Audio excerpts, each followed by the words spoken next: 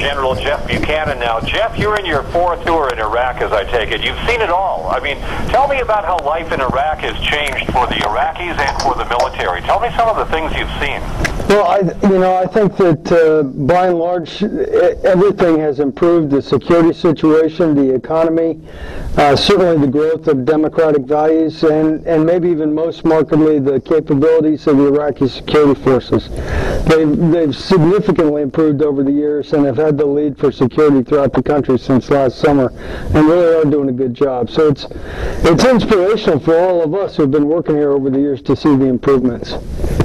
You know, let me ask you what you said about democracy. I guess if there was one doubt we had going into this is that we were kind of doubtful that the Iraqis could go democratic, could form a democracy, but you're seeing that happen? Well, yeah, I think we've learned over the years, maybe starting in the Balkans, and then it certainly got reinforced here, that democracy itself is a heck of a lot more.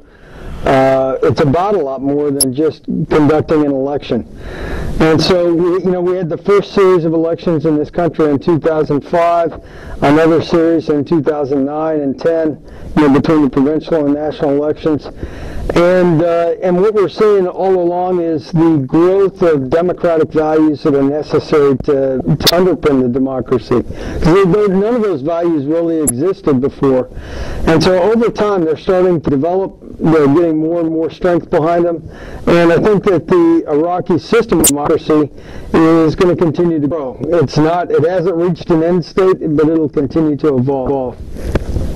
You know, I heard an interesting interview over the weekend. They were saying that if you want to really grow a democracy in a country that does not have a culture of democracy, you need to talk to the women, because the women are going to lead it. They want life to be better for their children. Did you see any of that in Iraq? Well, I think clearly, Iraq is one country in this part of the world relatively unique in that there has been a fairly consistent that women should have a powerful place in society. They're educated, they've served as doctors, and then we've seen, over time, I think that early foundation and a little bit of the idea of separation of church and state has helped to build some of these values that I was discussing. But I don't want you to take the wrong idea away. I don't think they have reached the limits of their potential. They still have to work quite a bit on how democracy is actually operationalized, how they put the government together, and then how the government remains accountable to the people. But I think that you clearly are onto something in the importance of empowerment of women. Our troops are scheduled to come home at the end of the year. Is Iraq ready for that? Well, our two countries signed a bilateral security agreement in 2008, and that's been one of the mandates. All along, we've been working towards that. We continue to transition, and in fact, we've met every single requirement of our security agreement, and we're on track to meet the last one as well. Now, I think that regardless of what happens, we're determined to maintain a strong partnership with Iraq, and it includes a defense and security partnership, but it's not limited to that. We're going to have very strong programs under the leadership of the ambassador here, working on Iraq's civil capacity, and all of that would be important to help Iraq reach the potential that the people here deserve. A country that is stable, sovereign, and self-reliant. I've got to ask, we're doing this interview on the 7th of September, 9/11 obviously coming up. How will the troops in Iraq mark the anniversary of that date, 9/11? Well, we have between both all the military and the leadership in the embassy, we have set aside part of the day on the 11th, a number of different memorial services, and then throughout the country at 9/11 in the morning, Iraq time, we'll have a minute of silence.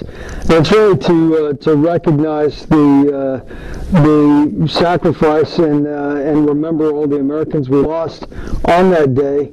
but also the sacrifices of so many people who have served our country, whether they're firefighters, policemen, soldiers, sailors, airmen, Marines, their families, over teachers and nurses, everybody who's been serving our country over these last 10 years and all the sacrifices they've made. So for us, it's a time to remember, and it's a time to reflect on all the people who have sacrificed for our country. You know, I was talking to a guy who just got out of the Navy, a young guy who was in the Seabees, and I was saying that, you know, for his generation, they've been at war for 10 years now. But the difference from my generation that was involved in Vietnam was that they've all enlisted. They've all volunteered. Nobody was drafted.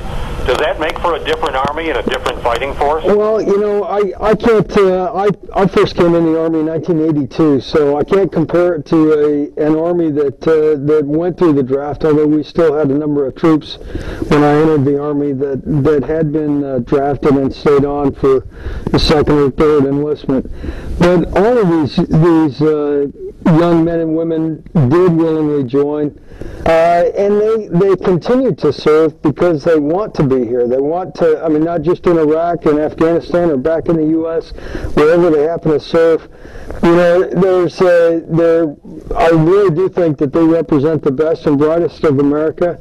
And one thing that you will notice about the military, all of our services, none of us have had problems meeting 100% of our re-enlistment quotas, even since for every single year that our country's been involved in these wars in the last 10, we've never had a problem with re-enlistments. And that's because I think the young men and women, you know, those sergeants, those lieutenants, they see what kind of a difference they're making every day. They're given real authority. They make sometimes, no kidding, life or death decisions, and they have the freedom to do what's right and make decisions and carry them out. And so, you know, I think one of the things that we've learned is we've got to enable them and empower them to do just that. That in itself can be very, very rewarding. Because of that, they keep coming back and they want to continue to make a difference. We're talking to Major General Jeff Buchanan. Jeff, I have to ask, the Iraq campaign, has it been worth it in your mind? Do you think it's been time and lives well spent? Well, I think that clearly we need to honor the sacrifice of all of the Americans, all of the Iraqis, those who lost their lives, those who have served, you know, all the sacrifices that the families have made over the years. And I think that it's natural that we should ask the question of whether it was worth it. But you know, for me, when I look at this, I tend to ask whether or not it was worthwhile, because whether it was worth it is such an individual question. But I think that the broader question is whether or not it was worthwhile. I think that clearly the Iraqis have a number of tremendous opportunities that they never had in the past, and nobody in this part of the world ever had in the past. Now, having said that, we have helped give them a lot of opportunities, but we can't complete. You know, we can't help them reach the goal line, if you will, on achieving what the potential that they deserve. They really are going to have to continue on their own and take full advantage of the opportunities we've given them. I do believe it's been worthwhile. It's been worthwhile for Iraqis. It's been worthwhile for the entire region, and clearly for our national interests. Major General Jeff Buchanan, thanks for joining us. I appreciate it. Well, thanks a lot, Rod, and I really appreciate all the tremendous support of all your listeners that we've had over the years. It really does help our morale. So thanks for everything that you do every day for all of us.